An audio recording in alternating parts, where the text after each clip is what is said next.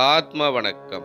ஆத்மபிதா சுவாமி சிவானந்த பரமஹம்சர் அவர்களால் ஸ்தாபிக்கப்பட்ட சித்த சமாஜத்தின் தமிழ்த்திங்கள் வெளியீடான உலகக்ஷேமம் இதழில் இடம்பெற்ற சித்தவேத கருத்துக்கள்.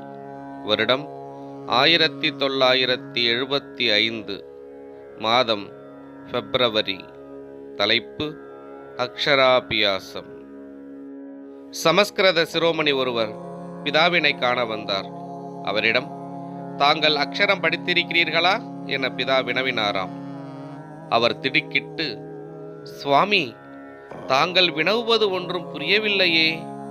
நான் சமஸ்கிருத சிரோமணி, கல்லூரியில் ஆசிரியராக வேலை பார்க்கிறேன் என்றெல்லாம் அவரை பற்றி பெருமையாக கூறிக்கொண்டே வந்தார். தாங்கள் சிரோமணி பட்டமும் மற்றும் அறிய வேண்டியதில்லை. தாங்கள் அக்ஷரம் படித்திருக்கிறீர்களா என மீண்டும் பிதா வினவினார். சுவாமி, ஒன்றும் புரியவில்லையே, சிரோமணி கூறினார். சுவாமி அருளினார், தாங்கள் சமஸ்கிருதத்தில் அக்ஷரம் என்றால் என்ன பொருள் என்று படித்ததில்லையா? அக்ஷரம் என்றால் ஷரரகிதம், அதாவது நாசமில்லாதது. எனவே நாசம் இல்லாத வஸ்து எதுவோ அதுவே அக்ஷரம். அதை படிக்க வேண்டும். தாங்கள் படிக்கிறதும் படிப்பிக்கிறதும் எல்லாம் அக்ஷரம் ஒன்றுமில்லை. எல்லாம் வெறும் லிபிகள் மட்டுமாகும். அவையெல்லாம் அழிவுறு உணவாகும். எனவே தாங்கள் இதுவரை அக்ஷரம் படிக்கவில்லை.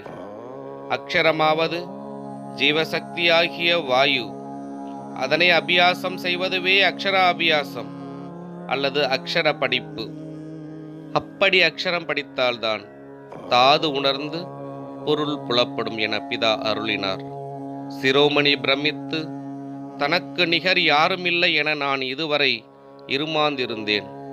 இப்பொழுது என் அறியாமை புலப்பட்டது என வணக்கமாக சொன்னார். ஆத்ம வணக்கம்.